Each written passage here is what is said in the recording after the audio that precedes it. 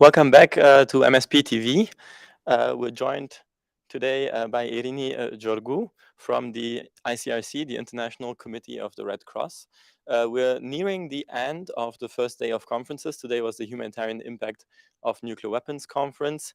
And we've seen quite a few sessions. It was an intense day of conference, opened with testimonies from survivors of nuclear weapons use, from impacted communities, from nuclear weapons testing, and followed up by a difficult session on response capacity or the lack thereof, really trying in detail to figure out what states, international community, international organizations have at their disposal at all in order to respond to any nuclear detonation, and showing clearly and drastically the limitations of any possibility of responding to a calamity of that proportion. Followed by yet another even more doomsday inspiring session on the effects of nuclear weapons use on the climate, on smoke in the atmosphere that can't be rained down anymore, on nuclear winter. And I have to say, having seen these presentations quite a lot of times over the years, each time it's difficult to just wrap your head around about just how catastrophic even a very limited use of nuclear weapons would be, and just how much sunlight it would block out, how difficult it would be for survivors to deal with those effects and consequences over the decades after the use of nuclear weapons. So really quite a lot of food for thought. And a lot of consequences for food production and food security as well, come to think of it. So glad that you could join us, Irini. And having seen all of these terrible impacts of nuclear weapons, even if only a few are used, how can we square the existence of nuclear weapons with international law and international humanitarian law? Yeah, thanks a lot for having me. First of all, we've been assessing the legality of nuclear weapons under international humanitarian law, their illegality, I should say, ever since they were first used.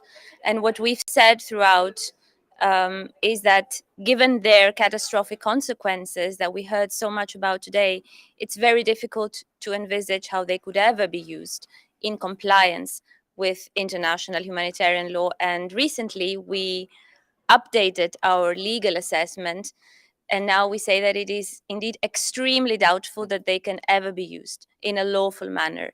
And this is because we've heard new data and new scientific evidence about impacts that were lesser known at the time of the Hiroshima and Nagasaki bombing. So these new data and research make it even more doubtful that they can ever be used in accordance with the law. And there are specific scenarios of use that are at the very heart of nuclear doctrines. For example, the use against big cities, or the use against targets, military targets in cities or close to cities. And those scenarios would be beyond any doubt illegal under international humanitarian law. So I would say that the window for any possible lawful use is very, very small, if indeed there is any legal window at all.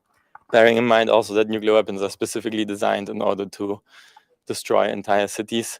But having heard that, this is a very categorical, very strong statement by the standards of multilateral diplomacy. So what has your organization been up to? What has the ICRC been doing in order to bring about the prohibition of nuclear weapons?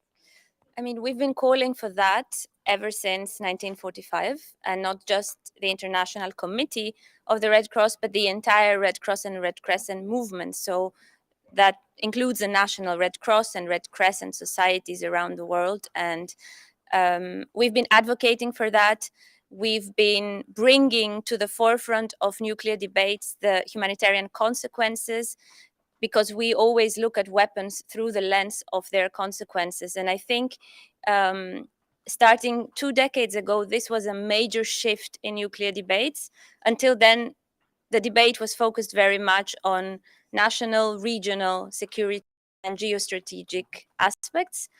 But I think one of the major impacts of the advocacy of the Red Cross, the Global Red Cross, was to shift this debate more onto the catastrophic consequences, and to push states to look at nuclear weapons through the lens of humanity, as our president in 2010 said. So really bringing in the evidence, what we saw in Hiroshima and Nagasaki, about the horrible effects of these weapons. And of course, also with our legal expertise, our legal assessment with regard to their use and how that would be most likely always or almost always prohibited under international humanitarian law. And speaking of the ICRC, we were also closely involved in the negotiations of the TPNW. So we did work a lot with states in, I shouldn't say work in drafting the treaty, but we contributed, again, our humanitarian and legal expertise also, in particular when it comes to the rules and principles of international humanitarian law on which the treaty is strongly premised, but also articles around victim assistance, for example, where we have even more expertise. Excellent. Thank you so much for that. And now that the treaty has entered into force and that we are here for the meeting of states parties, very briefly, what are your expectations for the conference and how you're working to get more states to sign and ratify the treaty? Two very good questions. So I would say we are very optimistic about this first meeting of states parties. The preparation that has gone into it is remarkable.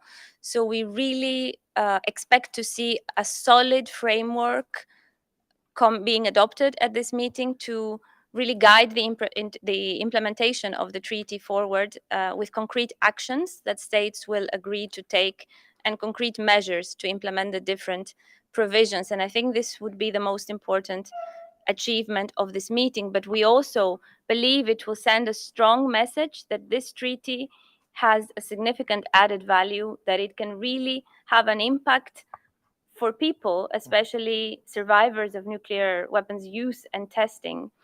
And we're also very encouraged to see at least a good number of states who have not joined the treaty or who may even be skeptical attend this meeting as observers. I think this is a great, great sign. And in terms of what we do, we of course encourage all states to join the treaty as soon as possible. So we will continue to do our outreach efforts, to work towards universalizing, increasing the membership, together with national societies, who many of them are in constant dialogue with their governments. And of course, highlighting, exactly as was done today, the humanitarian consequences and the risks associated with nuclear weapons is a key aspect in convincing more and more states to join the treaty. And so that's what we plan to continue doing and even redouble our efforts, I should say, from now moving forward. Thanks a lot. Thanks for being with us today. And as a second guest on our show, I can introduce Christina Lunz, who is the founder and director of the Center for Feminist Foreign Policy in Berlin. Thank you very much for being with us. Hi, good to have you. And we indeed also learned some more today, and that was one of the aspects of research as was presented today on the gendered impacts of nuclear weapons, which are pretty extraordinary. So on girls, the likelihood to develop cancer is twice as high, and on women, it's 50% higher. So really a massively larger disproportionate effect on women that is caused by nuclear weapons. This was not news to you, of course. Can you tell us more about the gendered impacts of nuclear weapons and nuclear war? It was great to see today that this research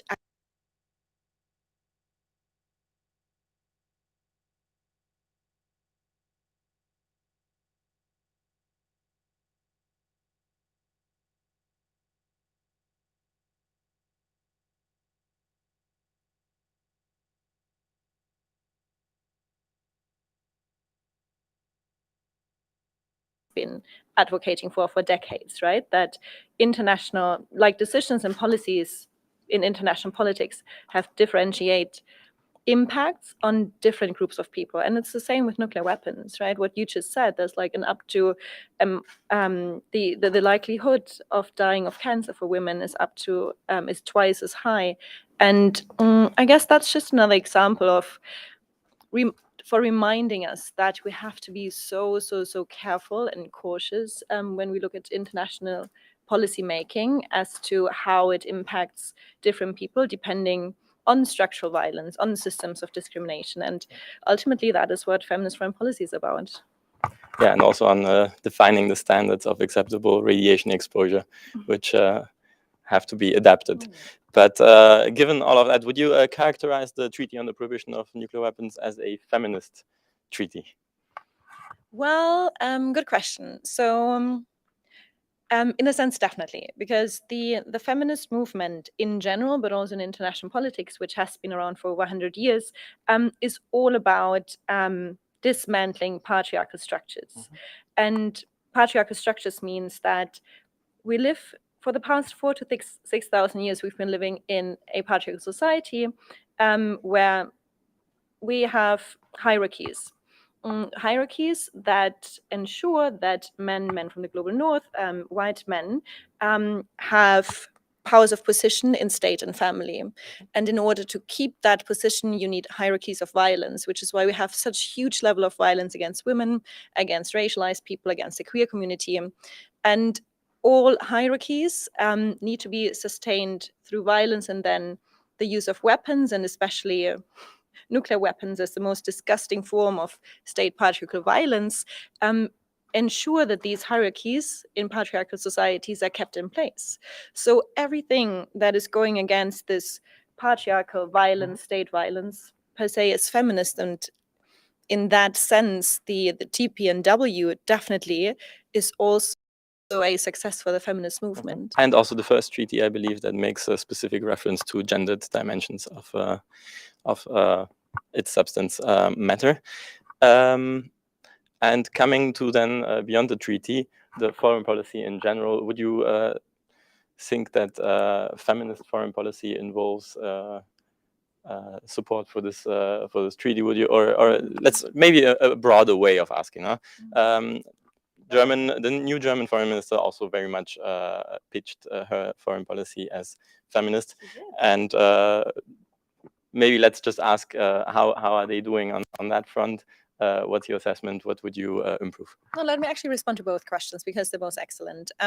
So first of all, yes, there cannot be a feminist foreign policy without nuclear disarmament, because it is such a disgusting form of patriarchal violence. And so by now we have like a number of countries globally that have officially announced a feminist foreign policy.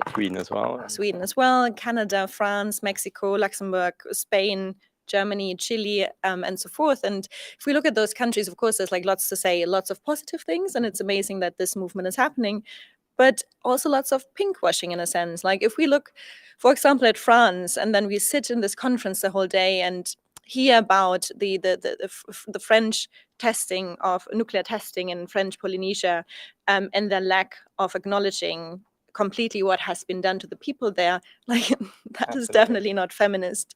And I understand that proclaiming a feminist foreign policy, you will not be able to completely revolutionize the practice of foreign policy that has been around for hundreds of years. But at least you have to have a debate on the fact that a feminist foreign policy cannot go with the fact that you're one of the 5 nuclear veto countries. And then coming to Germany, Germany is here as an observer, which is great. One of very few NATO countries to do so. It was the second to announce it would come after Norway, a second NATO country.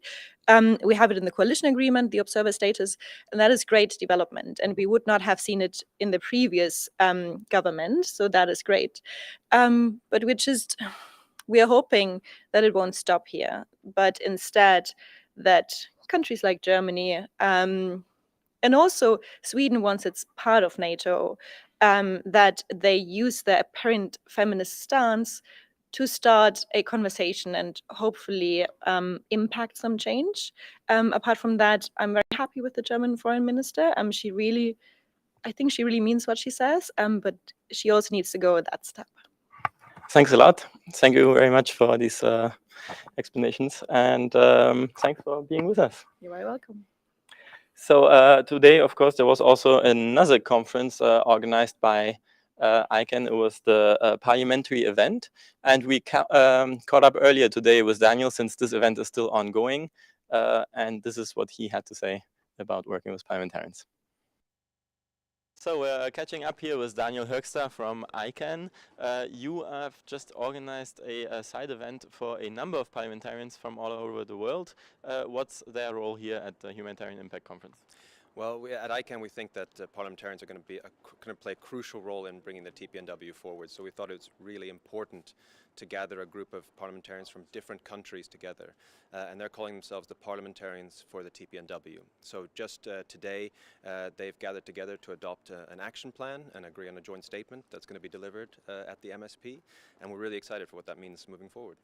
And it's also really important to engage with the representatives of the people in countries where the government perhaps is not completely on board with the prohibition of nuclear weapons yet. So there's lots of those countries represented as well? Absolutely, yeah. We've got 16 countries represented, and actually most of them are not countries that have ratified the TPNW yet. But I think what's important there is so much political support, even outside the states parties of the treaty for the treaty, and I think that's why we're so excited about the parliamentarian work. We've already seen how they've made a huge impact.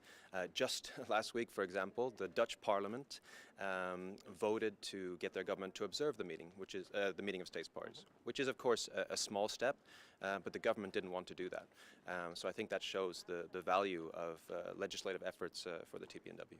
And indeed, poll after poll shows lots of support from people all around the world, in all countries in fact, for the prohibition of nuclear weapons. So this also shows in parliaments where citizens are represented. Absolutely, yeah. And can you tell me more then about how progress is on the Parliamentary Pledge? That is also something that ICANN uses in order to garner support for the treaty. Yeah, so since we launched the Parliamentary Pledge in 2017, after the adoption of the TPNW, and since then we've had over 1,600 parliamentarians join the pledge. Of course, parliamentarians come and go, they get elected and not re-elected.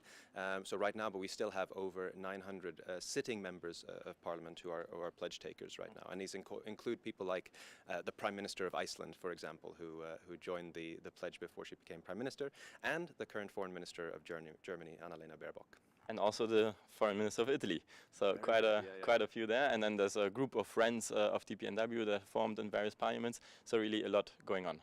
Absolutely. The groups of friends forming a group of friends is one of the actions points that we have on our action plan that was adopted today by the parliamentarians as well. So it's a great step for garnering support and coordinating in parliaments. Excellent. Good work. Thanks for being with us, and back to the live stream. This is it for today. This wraps up our show. Thanks for watching, and see you again tomorrow morning at 9:30 a.m. for the first day of the meeting of states parties to the Treaty on the Prohibition of Nuclear Weapons. We'll be joined by a special guest that had a significant role in negotiating that treaty, and I hope to see you all there.